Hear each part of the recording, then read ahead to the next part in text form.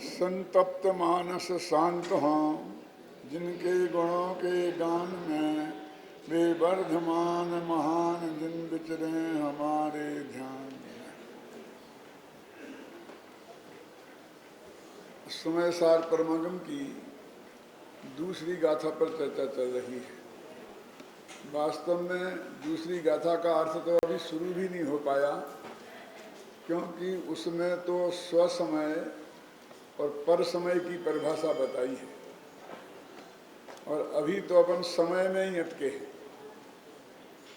हमने चंद्राचार्य देव स्वसमय और पर समय को बताने के पहले समय क्या है ये बताना चाहते हैं।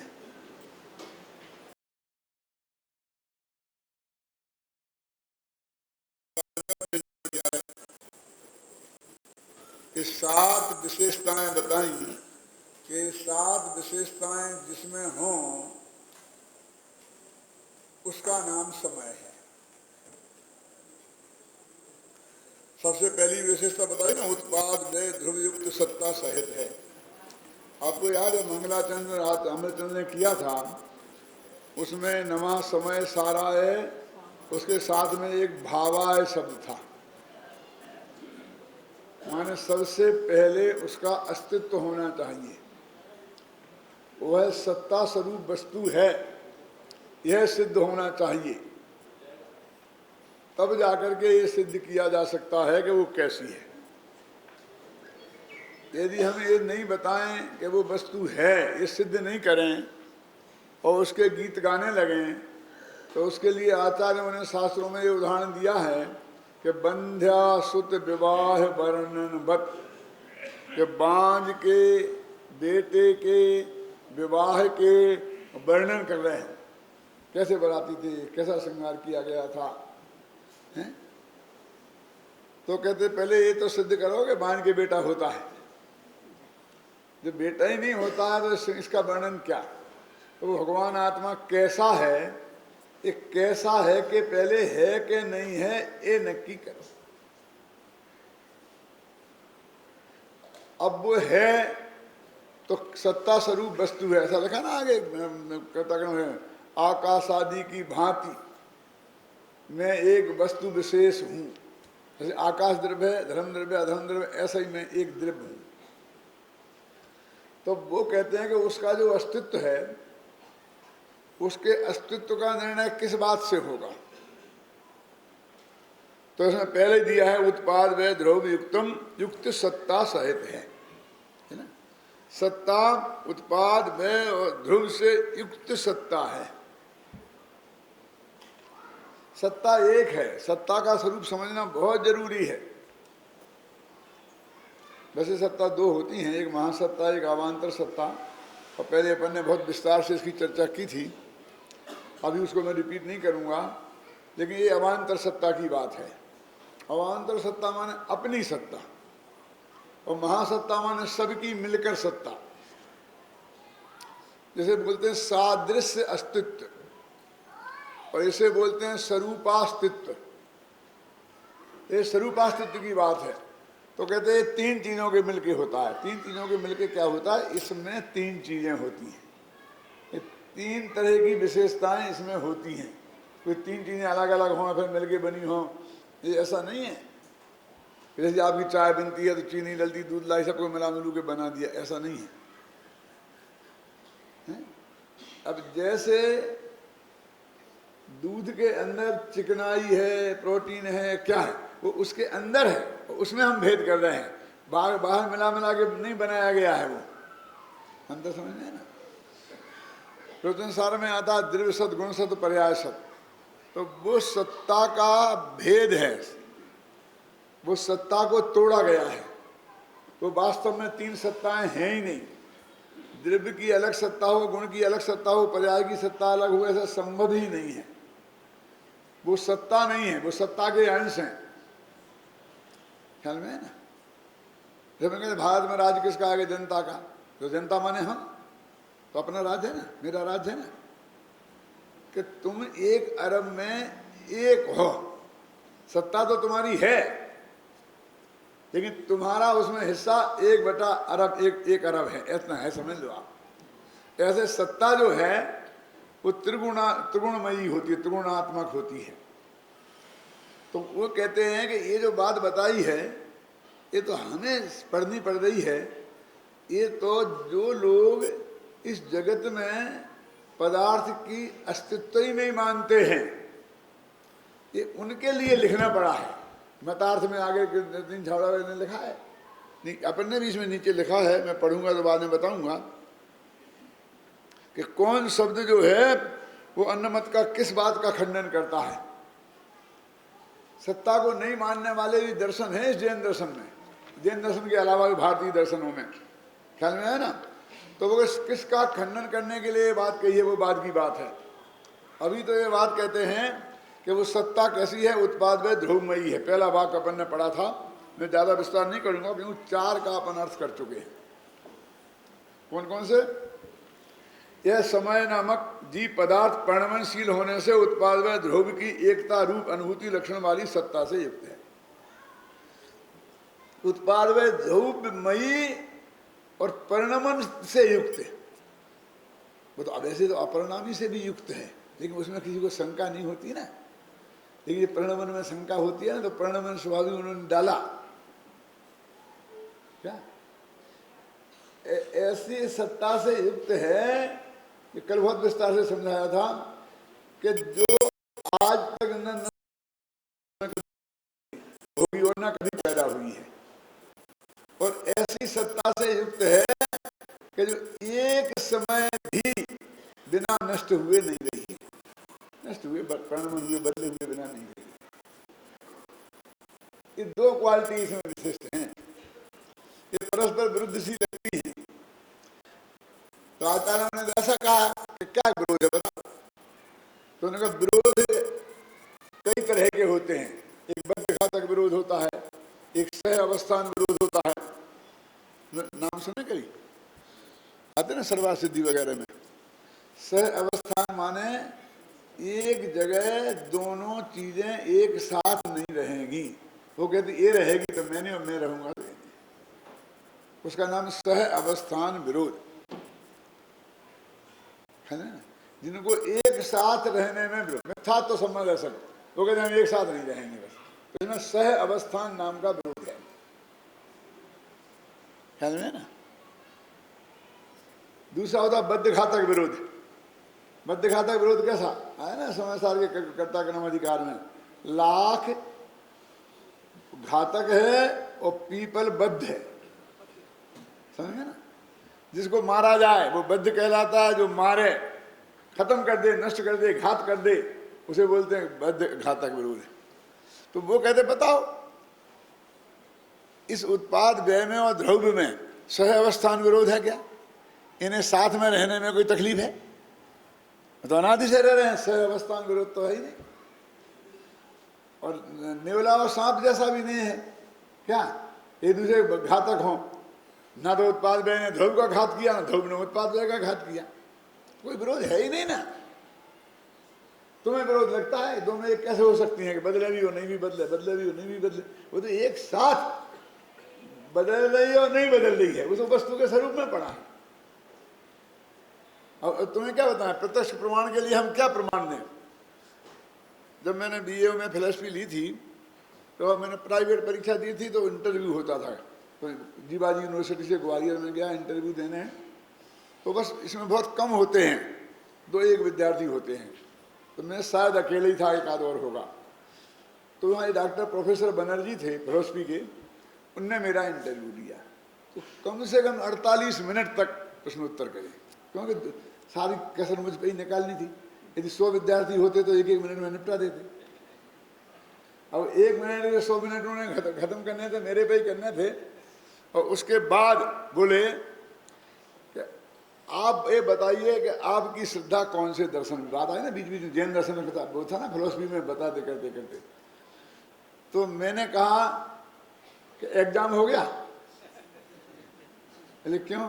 मैं एग्जाम खत्म होने के पहले ये बात बताना नहीं चाहता हूं क्योंकि मैं नहीं चाहता हूं कि मेरा बताने से मेरे एग्जाम पर इफेक्ट पड़े।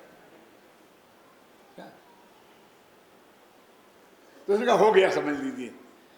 फिर बोले तो मैंने कहा जैन दर्शन में, तो छूटते ही बोला जैन दर्शन का वो स्वाद बात हमारी समझ में नहीं आता। वही चल है, वही अचल है, वही नित्य है, वही अनित्य, वही एक है, वही अनेक है, वही है और वो नहीं भी है, अब क्या करें। ऐसा उसने छूटते ही मेरे से कहा कि ये मेरा जैन दर्शन का ये स्वाद बात मेरी समझ में नहीं आता, आप मुझे बताइए। तो मैंने क्यों कि एक साथ कैसे रह सकते हैं। मैंने कहा साहब आपको क्या तकलीफ है वे रह रहे हैं। तो मैंने एक प्रश्न उनसे किया कि साहब मैं एक प्रश्न छोटा सा करना चाहता हूं कि कुमार का चलता हुआ जो चक्का है वो चल रहा है कि खड़ा है। फिर ध्यान से सुनना, कुमार का चलता हुआ चक्र वो चल रहा है कि खड़ा है। यदि आप ये कहेंगे कि खड़ा है तो मेरा प्रश्न ही ये है कि चलता हुआ, समझ में है ना। और आप कहेंगे कि चल रहा है तो मैं कहूंगा कि 1 घंटे में कितने किलोमीटर जाएंगे।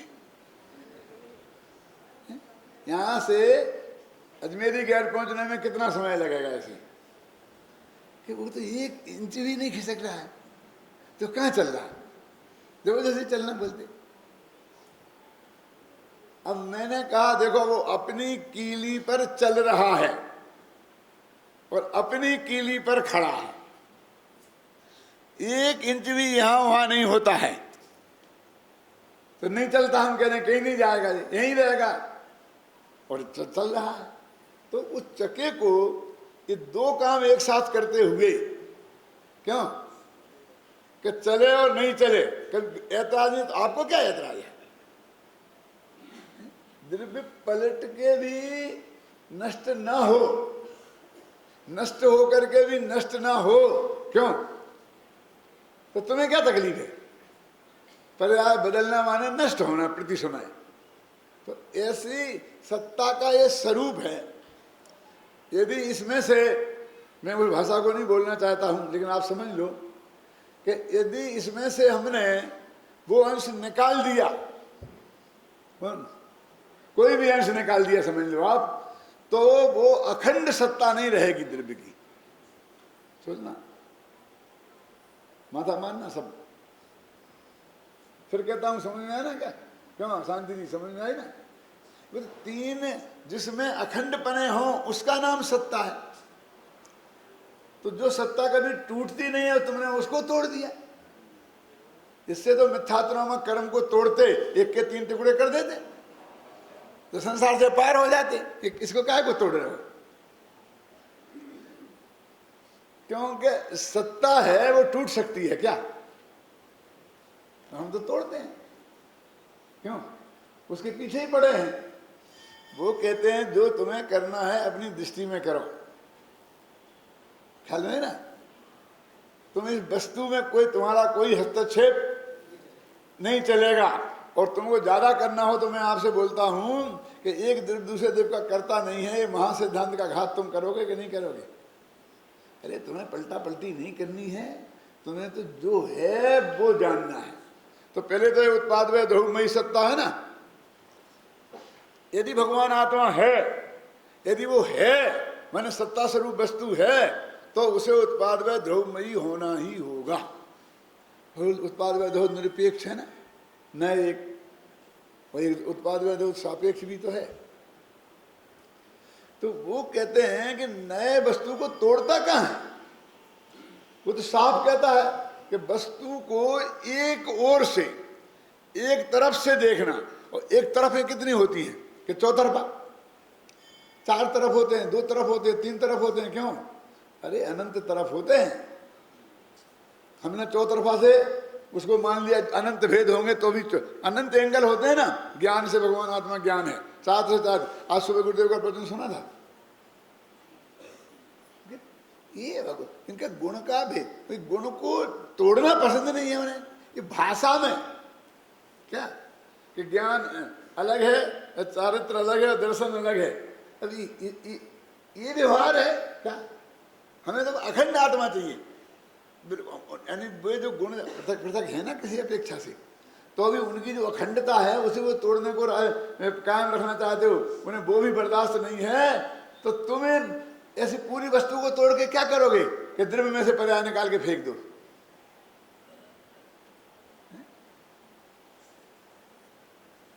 तो फिर दृष्टि के विषय में से तो निकाली है ना, निकालेंगे ना क्यों? दृष्टि के विषय में से निकाली ना, इसका मतलब दृष्टि उस ध्रुव तत्व को ही विषय बनाती है। वो नहीं बनाया उसकी अनंतता को विषय, वो नहीं बनाया उसके उत्पाद व्यय को विषय, इसलिए उसमें नहीं रहा, ये कहां से आई?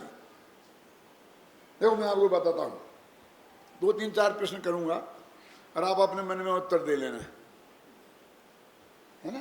सब अपने मन में उत्तर दे लेना और फिर बाद में जो मैं बताऊंगा और उनसे मिलान करना और फिर समझ लेना कि आपका सही था कि गलत था, है ना? इसमें 2 बातें हैं कि हो हल्ला नहीं होगा और दूसरी बात यह है कि अपनी सबकी इज्जत रह जाएगी।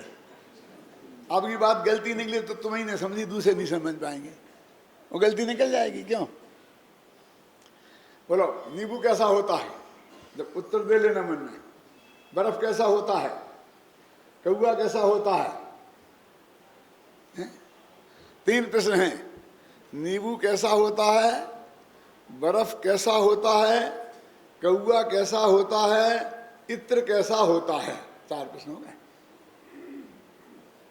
अब आपने जो भी उत्तर सोचे हो, अब मान लो मैं कहता हूं कि नींबू कैसा होता है, तो वो आपने सोचा कि खट्टा होता है, सोचा हो तो मैं पूछता हूं कि ये मैंने कब पूछा था कि नींबू का रस कैसे खट्टा, रस कैसा होता है? पूछा था आपने? रस क्यों बताया? खट्टा मीठा तो रस का भेद है। खट्टा मीठा तो नींबू का एक गुण है, हमें तो पूरे नींबू के बारे में पूछा था कि हमने एक बता दिया, तो तुमने पीला क्यों नहीं बोला? पीला भी तो है ना वो, समझ में है ना?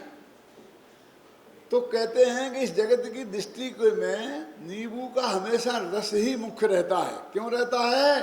कि उसे उससे ही काम पड़ता है, इसलिए वो अपने काम की बात सोचता है, ठीक है? इसलिए वो रस के बारे में बात करता है, रंग के बारे में बात नहीं करता है। क्यों? फिर मैंने कहा इत्र कैसा होता है, तो सुगंधित। मैंने कब पूछा कि उसकी गंध कैसी होती है? मैं तो रंग पूछ रहा था उसका। तो आपका इत्र से सिर्फ गंध से ही प्रयोजन है, रंग मंग से ज्यादा फर्क नहीं पड़ता है। गंध बढ़िया होनी चाहिए। क्यों? गुलाब के कलर का हो चाहे नहीं हो, लेकिन गुलाब जैसी खुशबू आना चाहिए। क्योंकि कलर कहाँ दिखेगा यहाँ लगा लोगे तो? बोलते कि नहीं बोलते आप?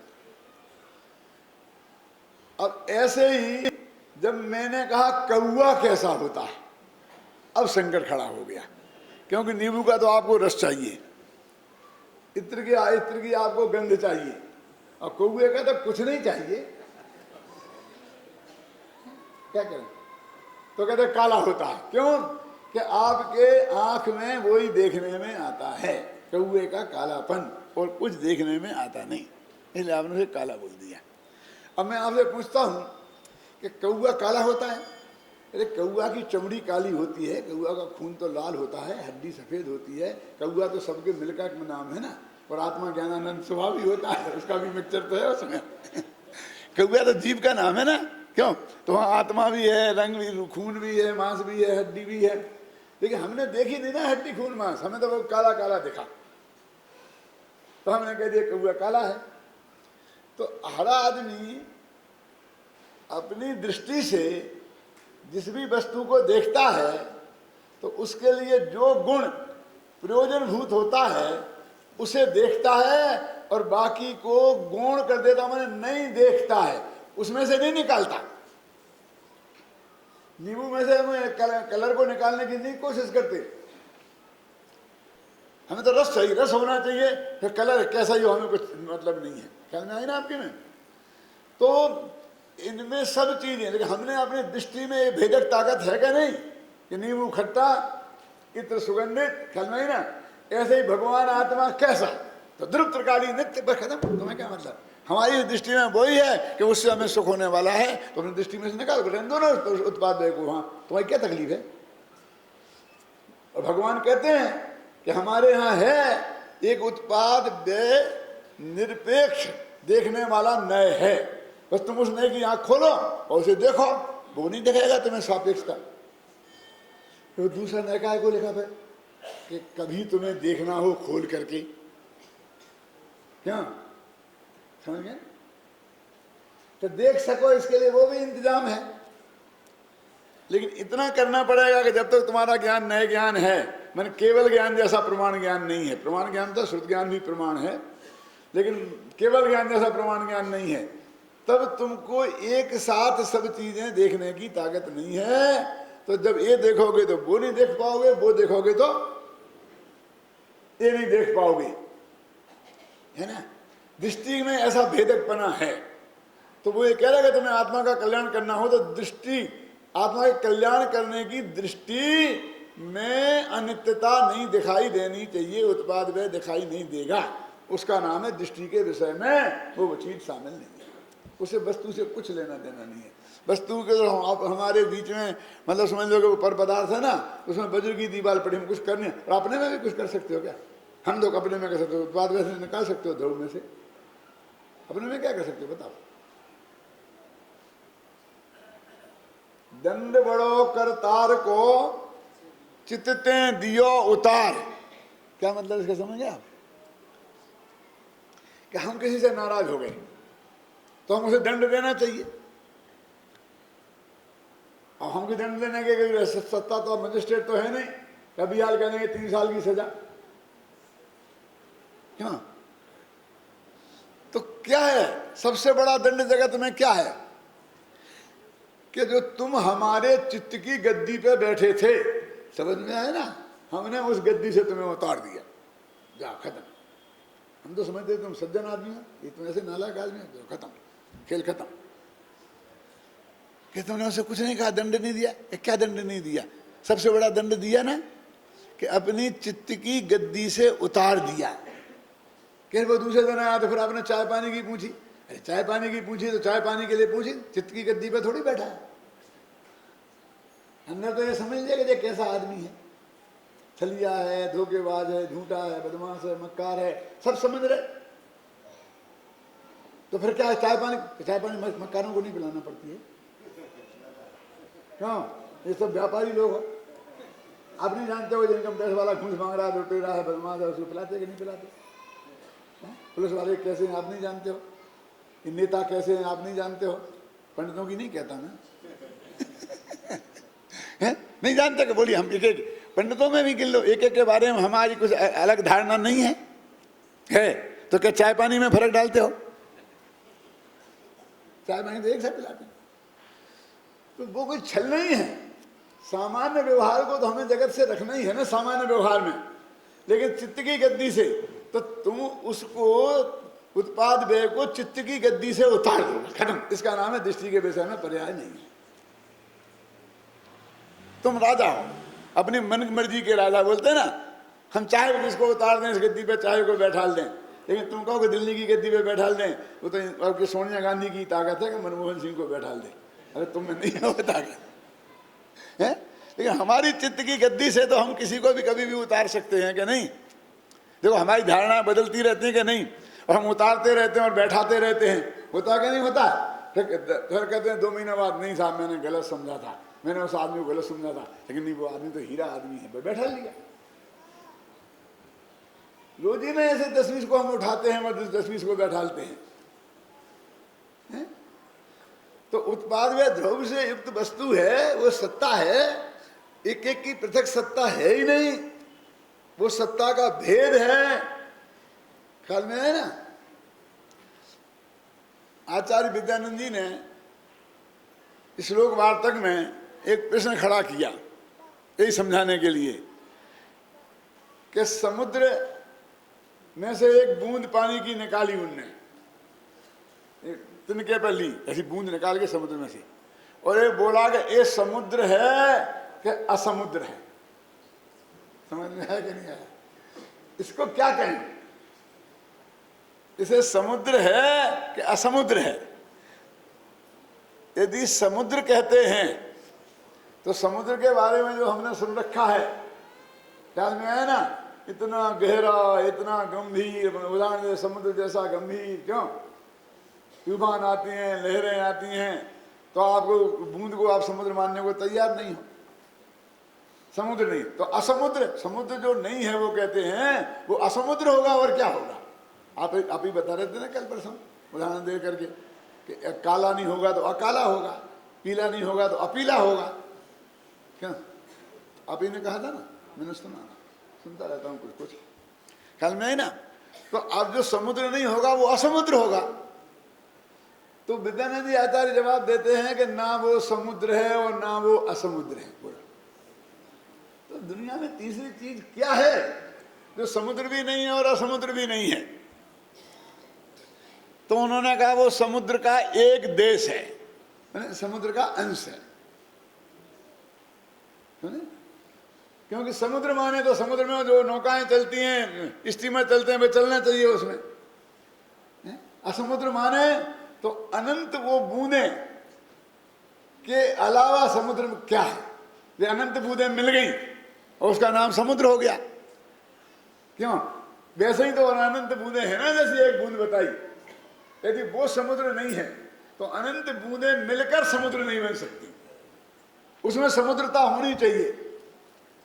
तो वो समुद्र तो इसलिए नहीं है क्योंकि वो पूरा समुद्र नहीं है, और असमुद्र इसलिए नहीं है क्योंकि वो समुद्र का अंश है, इसलिए समुद्र का एक देश है। प्रमाण नए प्रमाण है कि अप्रमाण है? यदि नए प्रमाण है तो अलग से काय को बताए, और नए अप्रमाण है तो जो अप्रमाण बातों को शास्त्र में क्यों लिखी, हमें क्यों धोखे में डाले। तो उन्होंने कहा नए न प्रमाण है न अप्रमाण है, नए प्रमाण के एक देश हैं। क्यों? तो ये एक देश का चक्कर हमें डाला ही क्यों? तुम सीधा बता देते झगड़ा खत्म हो जाता। अब रोजाना का झगड़ा झगड़ा, अब हम क्या करें? हमारे पास 5 किलो की तराजू है, तो जिसमें तोलना है, मालूम 5 किलो से ज्यादा नहीं तोल सकता, और हमें हाथी को तोलना है, क्या करें? हाथी का वजन निकालना है और तराजू 5 किलो की है। अब हमें हमारे पास 5 इंद्रियों वाला ज्ञान है, माने ज्ञान का वो 6 उपसम ज्ञान है, मतलब 5 इंद्रियां बने 6 उपसम है ना, और उससे हमें अनंत गुणों का अखंड पिंड असंख्यात प्रदेशी, क्यों त्रिकाली ध्रुव भगवान आत्मा जानना है, क्या करें?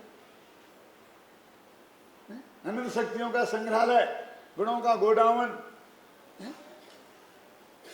अब ज्ञान तो इतना सा और जानना इतना बड़ा, तो क्या करें? कैसे जाने? क्या करें? वो हाथी कैसे तोले? बोलो। एक ज्यादा समझदार से पूछा कि उसमें क्या है, हाथी के 5-5 किलो के टुकड़े कर लो और तोल लो।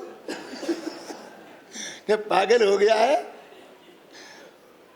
हाथी नहीं तोलेगा, फिर हाथी की लाश तोलेगी।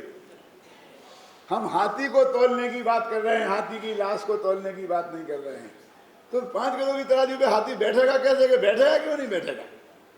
कि ऐसा करो उसे नाव में बैठा लो, नाव में तो बैठेगा ना, और उसे पानी में डाल दो, जितनी नाव डूबे उतने निशान लगा दो, फिर हाथी को नाव में से निकाल लो और किनारे की धूल मिट्टी कंकड़ पत्थर सब नाव में भर दो। कितने भरो? कि जब वो निशान तक न डूब जाए नाव, समझ में है ना। फिर बाद में अपनी 5 किलो की तराजी से आराम से सारी रेत को कंकड़ पत्थरों को तोल लो, जोड़ लगा लो, है ना, है ना। तरकीब है कि नहीं है? तो हमारे पास नए ज्ञान है, और भगवान आत्मा प्रमाण का विषय है। देखो घबराना नहीं, अभी तुम अनुभव प्रमाण का विषय नहीं है, अनुभव प्रमाण का विषय नहीं है, अभी तो अनुभव भाई साहब प्रमाण है, अनुभव नए नहीं है। कहाँ देखना है? इसको चिट्ठी में देखो ना, अनुभव प्रमाण, अनुभव प्रमाण, अनुभव नए, कहीं शब्द मिला हो तो बताओ मुझे आज तक शास्त्र में। अनुभव के साथ प्रमाण शब्द तो लगा मिलेगा, अनुभव के साथ नए नहीं मिलेगा। और केवल ज्ञान प्रमाण है कि नए? तो वे समदृष्टि होंगे कि नहीं, समय ज्ञानी होंगे कि नहीं? केवल ज्ञान प्रमाण हमारा क्या वाला ज्ञानी नहीं होता, समदृष्टि नहीं, तो क्या कह रहे तुम? पागल हो गए हो? ये गोली जाके कहाँ लगेगी तुम्हें पता ही नहीं है।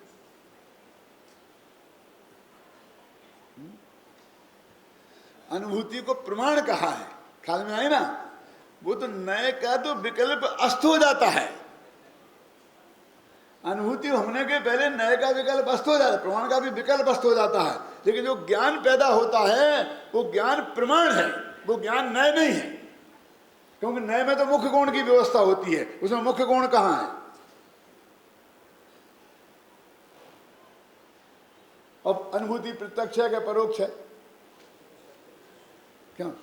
तो प्रत्यक्ष और परोक्ष तो प्रमाण के भेद है, नए के तो भेद ही नहीं है। समझ नहीं ना? तो ये तो अभी वो कहते हैं कि वो वस्तु को तुम्हें रखना है तो उसको तुम तोड़ नहीं सकते, तुम अपनी दृष्टि में जो कुछ करना हो करो। ख्याल में है ना? वस्तु में तुम हस्तक्षेप नहीं कर सकते हो, और हम तो हमारी दृष्टि में हम क्यों करें? समझे ना? मैं तो ऐसा बोलता हूँ, नाराज मत हो जाना। उदाहरण मेरे को बहुत पुराना आ रहा है याद, और अच्छा नहीं लगेगा तो थोड़ा सा बर्दाश्त कर लेना। एक वो था ना, कौन? दुनिया, रुई को धुनते ना, क्या समझ में आ गया कि नहीं आ गया? पिंजारा, हाँ वो पिंजारा जो रुई धुनता है और अपनी लड़ाई मदाई में भरता है, तो उसमें रुई धुनता था, तो वहीं उसके बच्चे ने लेटर निकल दी। तो उसे कहा साफ करो, लेटर को साफ करो। लेटर तो कहा हम क्यों हाथ लगाएं, हमारे पास जब दुनिया है अभी हाथ धुन देते हैं। तो फटाफट उसने धुन दिया, तो सारे उड़ के सारे घर में, सारे घर में फैल गई। क्या समझ में आया? तुम ओवर वाइज हो गए हो ना? अभी हाल हम निकाल निकुल के फेंक देते हैं, इस नए को, उसको नए को, उसको द्रव्य के पर्याय को। अरे कितना रायता फैल जाएगा तुम्हें पता नहीं है। तुम्हें जो कुछ करना है अपनी दृष्टि में करो। अरे तुम्हें क्या करना है? उसे ठीक करना है कि दृष्टि को ठीक करना है? बोलो भगवान। क्यों बालचंद जी, आपको बोलने की परमिशन नहीं है?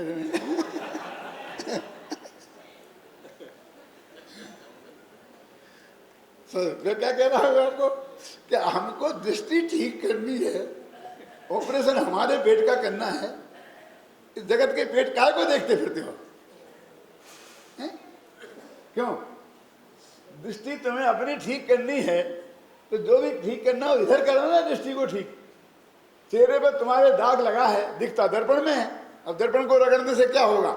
अपने चेहरे को साफ करो ना, पहली बात। ये उत्पाद में ध्रुवादी सत्ता है ना, और दूसरा क्या था? ज्ञान दर्शन स्वरूप चैतन्य स्वभावी है ना। तो इसमें क्या लिखा है? चैतन्य स्वभावी होने से नित्य उद्योत रूप निर्मल ज्ञान दर्शन ज्योति स्वरूप है। ये तो हो गया। अब अनंत धर्मों का अधिष्ठाता रूप एक धर्मी होने से, अनंत धर्मों का अधिष्ठाता एक धर्मी है ना। तो अब आप तो धर्म और गुण का अंतर तो जानते हैं ना, इनकी पर्याय होती हैं उसे गुण कहते हैं, जो प्रतिद्वंदी होते हैं वे धर्म कहते हैं। नयों में सब धर्म ही धर्म है, और गुणों उसमें शक्तियों में ज़रा गुणों की चर्चा ज़्यादा है। तो ये अनंत धर्मों का धर्मी अधिष्ठाता है ना तुम्हारा भगवान आत्मा। क्यों?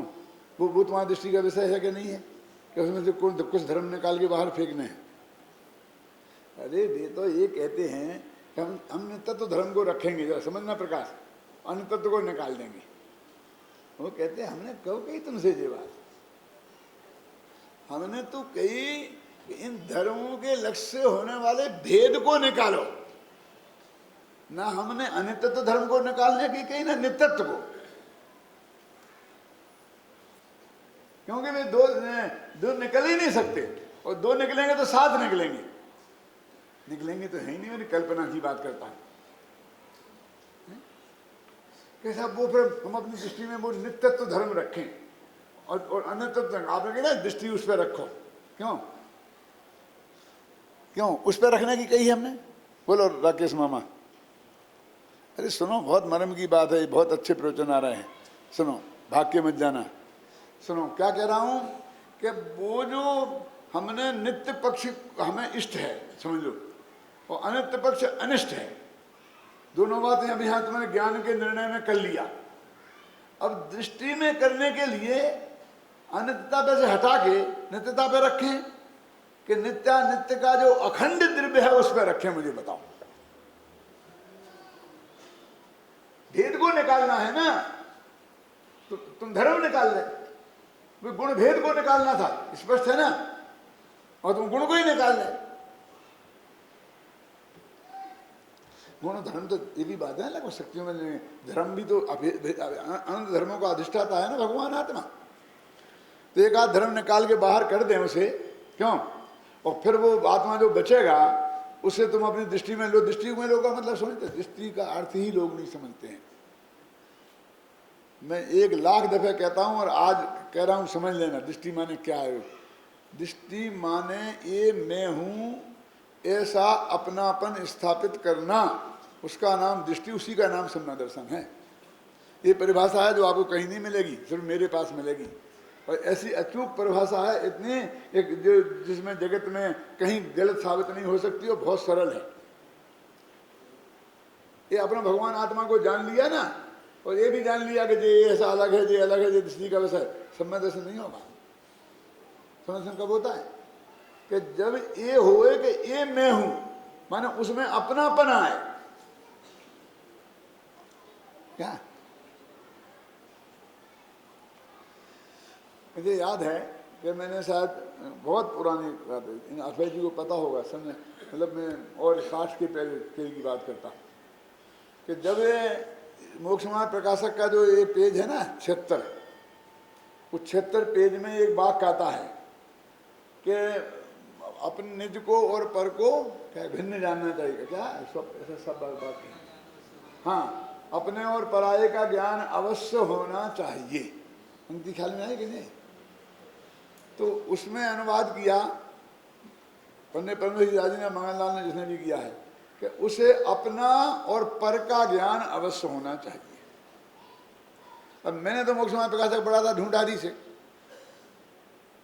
वो परमानंद जी के निकला था ना धीर सेवा मंदिर से, तो उसमें लिखा था अपने और पराये का ज्ञान अवश्य होना चाहिए, और उनने पराये का अर्थ कर दिया पर का। मेरे वो बैठा है, जरूरत ही नहीं है। हम पर का ज्ञान कहें तो सर्वज्ञ हो जाए तब सम्यक दृष्टि होंगे। पर का ज्ञान जरूरी नहीं है। इसका मतलब पर को जानता नहीं है ऐसा अर्थ मत लगाना। सम्यक दर्शन होने के लिए समस्त पर पदार्थों का ज्ञान होना जरूरी नहीं है, ये कह रहा हूं मैं। तो उसका क्या अर्थ है, क्या फर्क पड़ा, मैंने उसमें किया सुधारा। उसका अर्थ तो अपना और पराया का ज्ञान अवश्य होना चाहिए। तो उसका अर्थ है कि अपने में अपनेपन का और पर में परायेपन का ज्ञान अवश्य होना चाहिए। क्या क्या कह रहे हैं, सुनो। समर्थन होने के लिए ये रूमाल का ज्ञान होना चाहिए कि नहीं होना चाहिए? रूमाल का ज्ञान होना चाहिए। हाँ, कि ये ज्ञान होना चाहिए कि ये रूमाल है, ये नहीं। ये ज्ञान होना चाहिए कि ये मैं नहीं। ये अनिवार्य है। कौन सा ज्ञान होना चाहिए? ये मैं नहीं हूं, ये ज्ञान होना चाहिए, और इसमें मेरे को परायेपन का अनुभव होना चाहिए, अपनेपन का अनुभव नहीं होना चाहिए। ये जो शब्द चक्कर है ना कि तन्मय, तन्मय का अर्थ, तन्मय का भी यही अर्थ है। क्या तन्मय का एक अर्थ है? क्योंकि तन्मय होके नहीं जानते इसलिए पर को, इसलिए वो व्यवहार है, और स्व को तन्मय होके जानते हैं इसलिए निश्चय है। अब तन्मय का प्रसिद्ध अर्थ ये उपयोग की एकाग्रता है, और सबके दिमाग में घुसा हुआ है। मेरे तो कैसेट सुनो, मेरी किताबें पढ़ो, तो मैं कहता हूँ 1000 बार तो ये बात लिखी होगी और बोली होगी, लेकिन नहीं, कोई ध्यान ही नहीं जाता। डंडा मार मार के बताओ तब भी नहीं जाता। क्या अर्थ है उसका?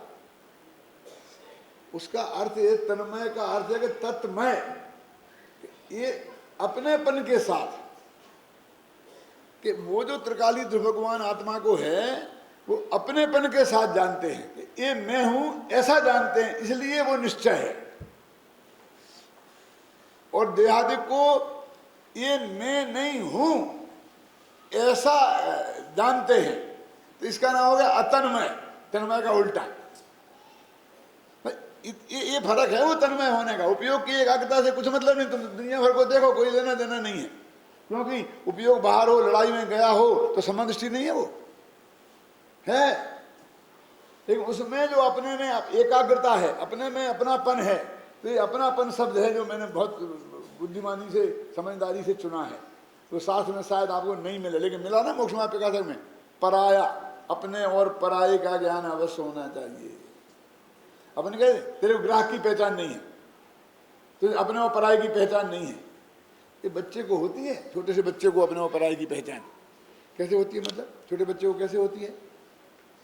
कि माँ डांटे पीटे तो भी उसका उसमें से अपनापन नहीं छूटता है ना। और दूसरी औरत कोई चॉकलेट दे, खूब प्यार करे, है ना, तो उसको अपनापन नहीं आता उसमें। व्यवहार तो उसका नरम दिखता है, इसका गरम दिखता है। क्यों? वो दे दे चॉकलेट, ले लो ले लो ले लो ले लो। वो चॉकलेट इतने प्रिय है कि समझ लो उसे मोक्ष मिल गया, लेकिन नहीं ले, अपनी मम्मी की तरफ देखा। ओके है ना, खेल खाता कोई इतने से काम होता है कि नहीं होता? बोलिए। वो मना कर रही और उसे हमें प्रिय है, खुद भी नहीं देती है और दूसरे से नहीं लेने देती है। कितना गुस्सा आना चाहिए उसमें।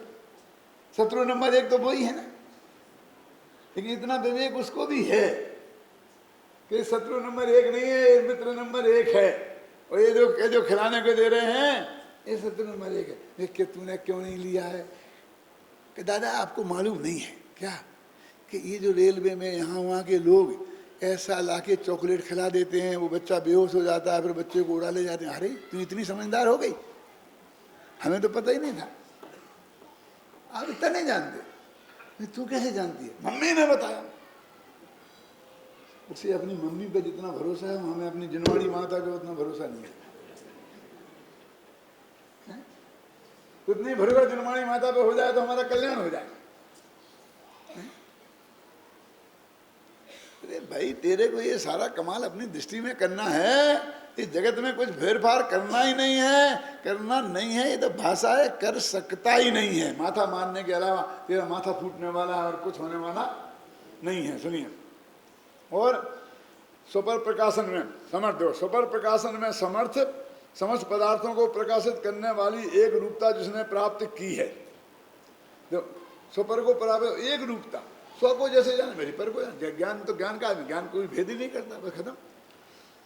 अब ये तो हो चुका था कल तक। अब आगे का अन्य द्रव्यों के जो विशेष गुण हैं, कौन है? अवगाहन हेतुत्व, गति हेतुत्व, स्थिति हेतुत्व, वर्तना हेतुत्व, रूपित्व। समझ में आ गए होंगे सब किसका कौन है? के अभाव से ये तेरे में नहीं है, ये अन्य के हैं असाधारण गुण और तेरे आत्मा में नहीं है। और ये साधारण जो चैतन्य रूप का सद्भाव से यह भगवान आकाश, धर्म, अधर्म, काल और पुद्गल इन 5 द्रव्यों से अत्यंत भिन्न है, क्योंकि वो उनके लक्षण इसमें घटित नहीं होते हैं। और फिर प्रवचन सार में तो कितना साफ किया है। दादा ने एक दिन क्लास में बताया था कि पर द्रव्य के साथ भिन्नता होती है, पृथकता होती है, उसमें बीच में अत्यंता भाव होता है ना। लेकिन स्वद्रव्य के साथ जो है ना गुण, ज्ञान में, दर्शन में, चारित्र में, आत्मा में और ज्ञान में, इनमें अभाव होता ही नहीं है।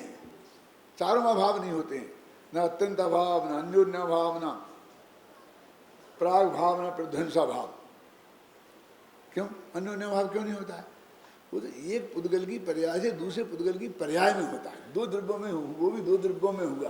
द्रव्य में हुआ तो अत्यंत भाव, और पर्याय में हुआ तो अन्योन्य भाव। तो इसका नाम क्या है? अतद भाव है। एक भाव है और एक अतद भाव है। तो ये अपने द्रव्य के जो बीच है, द्रव्य गुण पर्याय के बीच में जो दूरी है वो अतद भाव रूप है, अभाव रूप नहीं है। और दूसरे के साथ अभाव रूप है, अतद भाव रूप नहीं है। अभी अतद भाव और अभाव में क्या फर्क है? क्यों जानते हो? नहीं कहते? द्रव्य, क्षेत्र, काल और भाव, ये चारों की अपेक्षा अभाव हो तो उसका नाम अभाव। और न द्रव्य में भेद हो, न क्षेत्र में भेद हो, न भाव, न उसमें काल में भेद हो, सिर्फ भाव में भेद हो, उसका नाम अतद भाव। गुरुदेव की भाषा में ऐसा मिलेगा भावे भेद छे, भावे भेद छे, भेद नहीं, भावे भेद छे। ज्ञान और दर्शन में भाव की अपेक्षा भेद है, ख्याल में है ना। तो भेद तो भाव की अपेक्षा है। क्यों? जैसे कि मैं बताऊं कि पुद्गल द्रव्य अलग, आकाश द्रव्य अलग है, लोक आकाश अलग है और अपना आत्मा अलग है।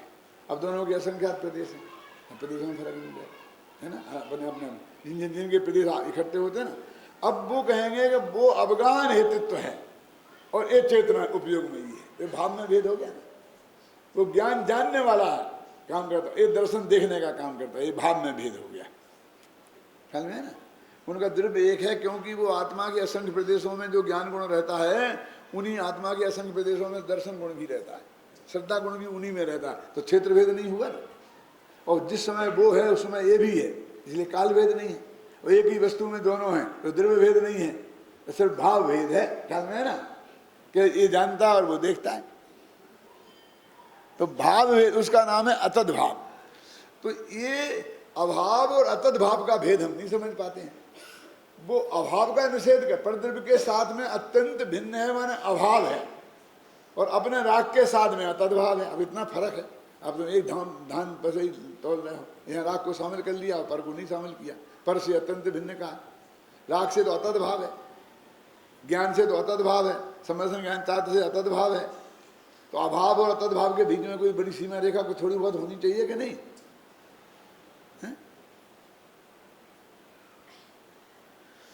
देखो एक उदाहरण दे के बताता हूँ तो बात स्पष्ट हो जाएगी कि ये जो अपने लड़की अपन ने जहाँ दी तो अपने जमाई राजा हो गया, उनका परिवार हो गया, अपना परिवार हो गया, दोनों हो गए, दो परिवार हो गए। तो बोलो वो परिवार अपना है कि नहीं है? क्यों सुरेश जी, क्या बात करते हो? लड़की दी है, अपना नहीं है तो दूसरे का है? हम तो अपने बेटे से ज़्यादा प्यार करते हैं जमाई को, करते कि नहीं करते? अपना है। लेकिन तुम्हारे सुआ सूतक होगा तो उन्हें लगेगा, उनके होगा तो तुम्हें लगेगा। कहाँ है अपना? बोला तो पर जो है, जो रिश्तेदार हैं वो हमसे अत्यंत भिन्न भेद वाले हैं। और जो हमारे भाई वगैरह हैं जो अतद भाव वाले, ऐसा समझना, ऐसा उनमें फर्क है। तुम्हारे राग और देश से कुछ होने वाला नहीं है वहाँ फैसला। ये तुम्हारे कुटुंब के हैं, परिवार के हैं, गोत्र के हैं, ख्याल में है ना। तो ये तुम्हारे हैं और वे तुम्हारे नहीं हैं। तुम कितना ही द्वेष करो इनसे तो भी ये तुम्हारे हैं, और उनसे कितना ही राग करो तो भी वे तुम्हारे नहीं हैं। एक और मैं सामाजिक बात बता दूं आपको। कुल किसे कहते हैं और जाति किसे कहते हैं? जानते हो? सब बहुत जानते, लेकिन परिभाषा नहीं जानते, बता नहीं सकते। अच्छा फिर आगे बढ़ते हैं, मैं थोड़े बताने की कोशिश करता हूँ आपको। छेड़ा लगा सारा लोग, पिता भूपे अरे मातुल निरपे जो हुए न तो मद ठाने। क्या अर्थ है इसका? कि पिता राजा हो और मद नहीं ठाने, मद मतलब मद करे, पिता राजा है तो कौन सा मद होगा? कुल मद, है ना। और मामा राजा हो और घमंड करे तो कौन सा मद होगा? जाति। अब क्यों मामा से जाति क्यों और पिता से कुल क्यों? ये कुल मद क्यों? यानी दौलत राम जी कितनी गहरी पकड़ थी वो मैं आपको बता रहा हूँ। अभी आप सोच लेना, अपने ज्ञान से नाप लेना। इतने दिन छेड़ा पड़ा लेकिन आपकी समझ में नहीं आया, लेकिन उसमें कितनी गहरी पकड़ थी। क्यों? कि मामा राजा हो तो जाति मद, और बाप राजा हो तो कुल मद, चाचा राजा हो तो क्यों? सोचो, कुल। मामा और चाचा में क्या बात? दोनों अंकल। क्यों? समझ में आया ना? तो वो कुल मत हो। क्यों? क्योंकि जिस कुल में हमारा पिता हो वो कुल हमारा है। समझ गए ना? पिता हमारे कुल के बाद, ऐसा नहीं हो कि हमारा कुल तो है समझ लीजिए पाटनी और बाप का कुल हो जाए कासली बात, ऐसा नहीं हो सकता। समझ गए ना? और माँ का कुल हमारा कुल नहीं हो सकता, इसकी गारंटी है। क्यों? मैं भारल लूं, भारल की लड़की ले सकता हूं, पाटनी की लड़की से शादी कर सकता है। तो जिसकी लड़की से शादी नहीं कर सके वो कुल वाला नहीं है, कुल वाला है वो। और जिसकी लड़की से शादी कर सके वो जाति वाला है। समझना, तीन भेद समझना। जिस जाति की हमारी माँ है, मान लेगा जैन जाति समझ लो, जो भी आप नाम, परवार, खंडेलवाल, जो भी देना, तो उसमें से मैं लड़की ले सकता हूं और दे सकता हूं। और जो मेरे बाप का कुल है वो नहीं दे। माँ के कुल वाले को दे सकता हूं, ले सकता हूं, और बाप के कुल वाले को नहीं दे सकता हूं, नहीं ले सकता हूं। इसलिए माँ के कुल को जाति, माँ की उसको जाति बोलते हैं और उसे कुल बोलते हैं। समझ में आए ना? समझे ना? मतलब खंडेलवाल है तो खंडेलवाल जाति है, और पाटनी गोत्र मैंने कुल है। तो पाटनी की लड़की में नहीं ले, पाटनी नहीं ले सकता है, लेकिन खंडेलवाल में से ही ले सकता है, खंडेलवाल के बाहर भी नहीं ले सकता। यदि लेंगे तो वो अपनी जाति में मानना पड़ेगा उसे। जो आज कहते हैं ना जाति के बाहर शादी नहीं करो, तो खंडेलवाल यदि एक जाति है तो पाटनी जी सुनना, लेकिन नहीं है। क्यों नहीं है? तो सुनो, इसलिए नहीं है कि हमने तो तत्वार सूत्र में 5 जातियां पढ़ी है ना, नामकरण का भेद, गति जाति है ना, 5 जातियां। कौन? 1 इंद्री जाति, 2 इंद्री जाति, 3 इंद्री जाति, 4 इंद्री जाति और 5 इंद्री जाति। तो हाथी घोड़ा सब हमारी जाति के हैं। ये सारे देव और ये नारकी अपनी जाति के हैं।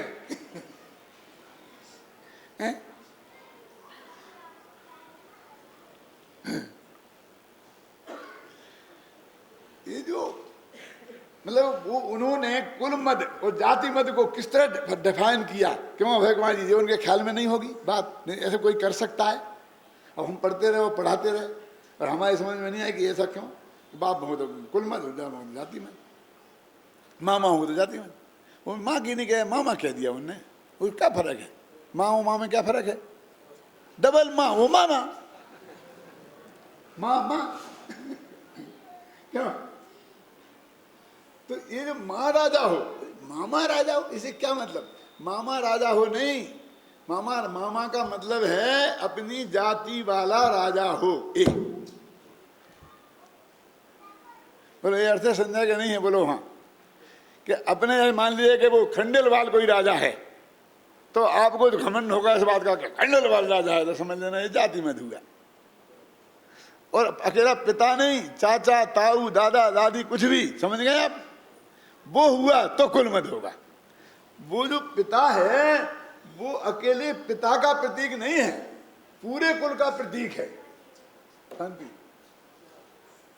और मामा और माँ है वो अकेली माँ का मामा का प्रतीक नहीं है, पूरी जाति का प्रतीक है।